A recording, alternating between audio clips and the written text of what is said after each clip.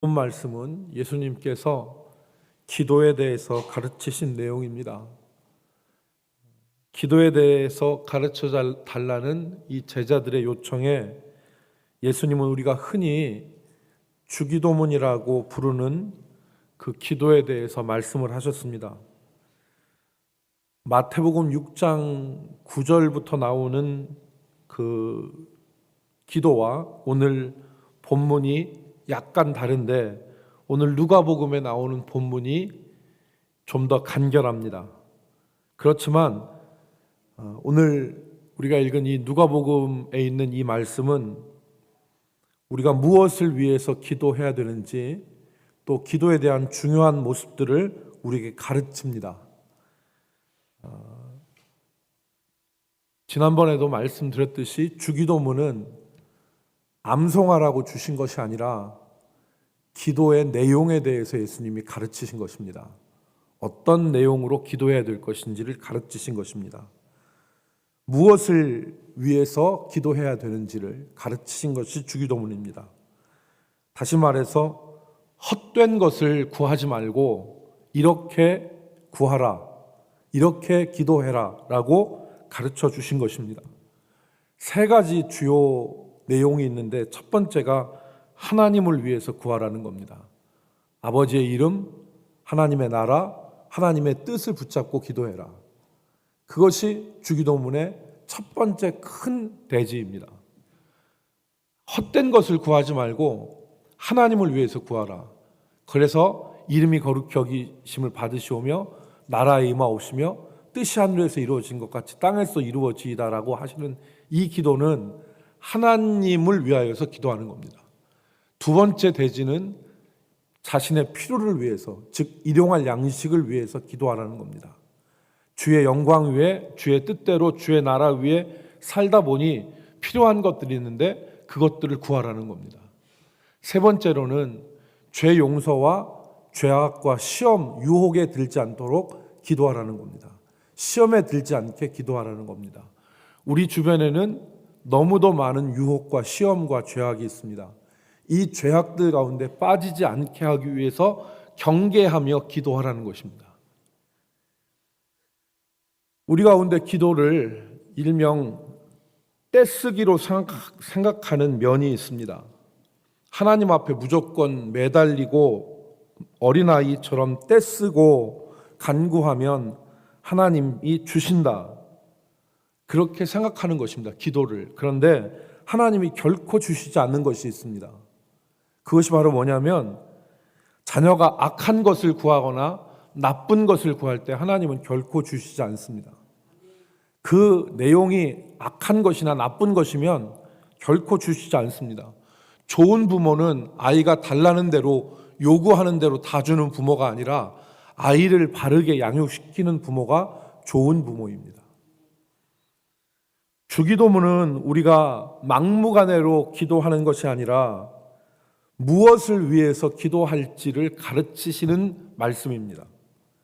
다시 말씀드리면 하나님의 나라, 하나님의 뜻, 주님의 이름, 이것을 위해서 기도하고 일용할 양식, 즉 우리의 필요를 위해서도 기도하고 그리고 세 번째로는 우리 가운데 있는 시험 그리고 죄악에 빠지지 않도록 항상 깨어서 기도하라.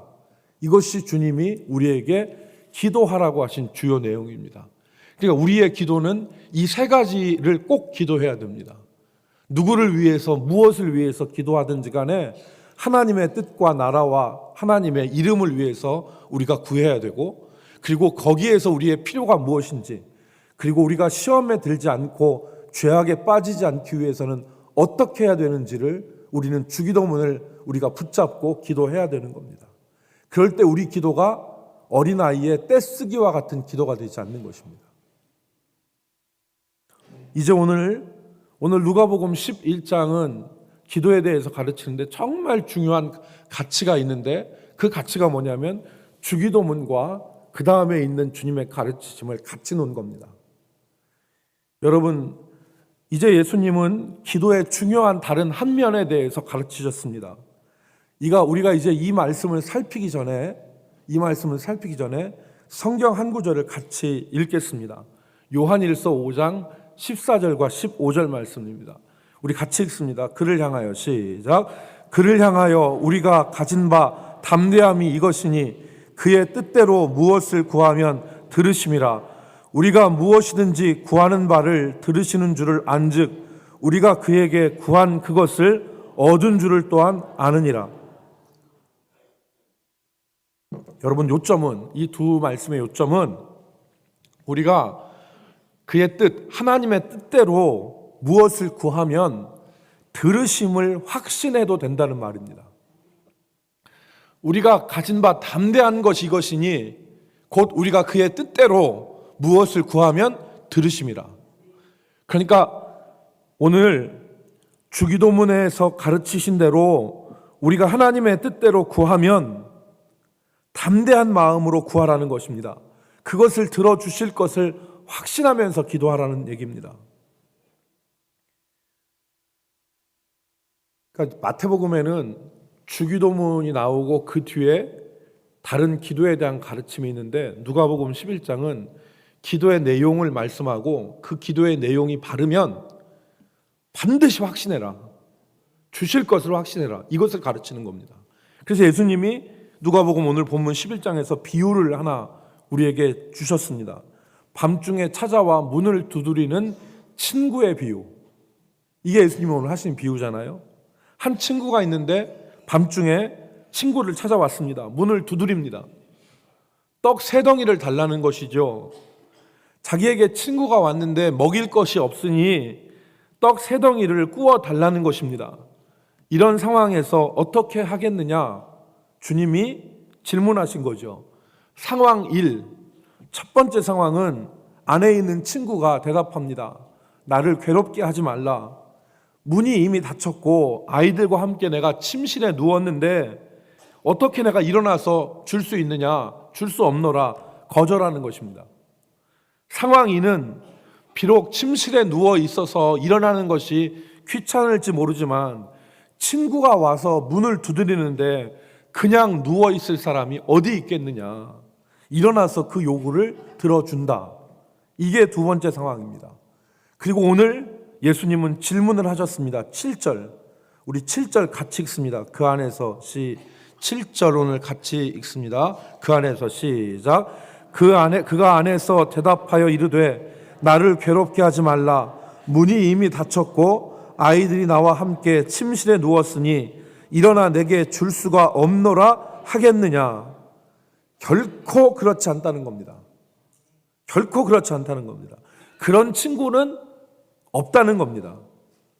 여기에 첨언하셔서, 여기에 예수님이 첨언하셔서 친구됨을 간혹 그 친구됨을 인하여서는 일어나 주지 않을지라도 혹시 못 들은 척하고서 자른 척할 수 있어도 계속 문을 두드리는 그 간청함을 인하여는 줄 것이다. 지금 예수님의 비유는 기도에 대해서 말씀하시기 위해서 비유하시는 것입니다. 하나님은 친구를 귀찮아해서 억지로 마지못해서 일어나서 인상 쓰면서 주는 그런 나쁜 친구가 아니라 자식에게 못 줘서 한이 되는 부모와 같은 분이시라는 겁니다. 우리가 필요한 것을 우리가 구하기 전에 먼저 살피시고 아시고 그 좋은 것을 우리에게 주시기를 원하시는 분이 바로 하나님이고 그 하나님은 우리의 기도를 들으시는 분이다. 그러므로 요한 1서 5장 14절 말씀을 우리가 확신할 수 있습니다.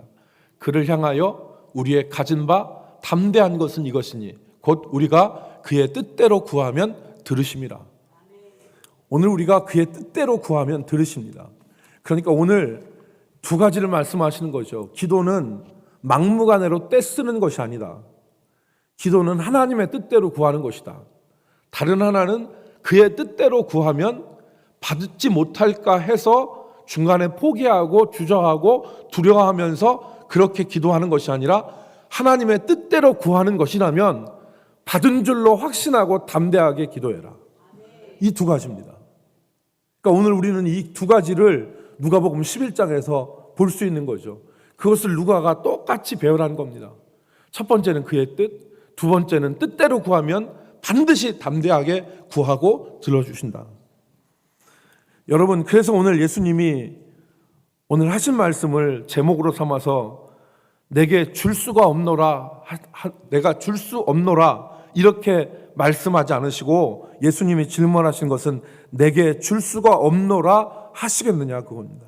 내가 하나님이 우리에게 뜻대로 구하는데 내게 줄 수 없노라 하시겠느냐 하나님이 이 질문을 하신 것입니다.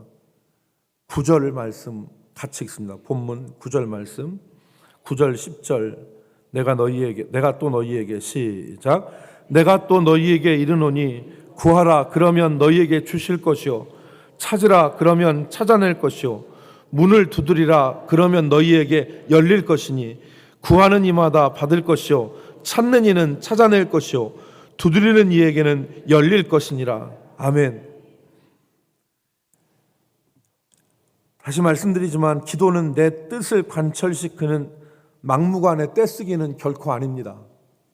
그러나 하나님의 뜻대로 구하면 담대함을 가지고 계속해서 구하고 찾으면 그 두드리는 자에게 반드시 문은 열린다. 오늘 그걸 확신하라는 것입니다. 여러분, 오늘 우리가 이제 2주 동안 부흥성회 때 은혜 받기를 위해서 기도하고 내 인생을 하나님 앞에서 바로 세우기 위해서 기도했습니다. 우리가 이것이 하나님의 뜻이라면 하나님 우리에게 응답해 주십니다. 이번 부흥성회를 통해서 그 이후의 삶을 통해서 우리의 삶을 하나님의 뜻대로 세울 수 있는 길들을 열어주시고 그 문들을 닫힌 문들을 하나님이 활짝 열어주시고 우리가 가는 길들 그 방법이 어떤 것인지 몰라서 우리가 헤매고 있었을지 모르지만 우리가 기도하면 그리고 그것이 하나님의 뜻이라면 하나님은 구하는 자에게 찾게 하시고 또 두드리는 자에게 열리게 하시는 하나님이심을 우리가 확신해야 됩니다.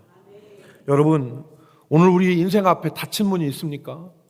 우리가 문이 안 열려서 두드리고 안타까운 그런 문이 있다면 여러분 믿음을 가지고 두드리십시오.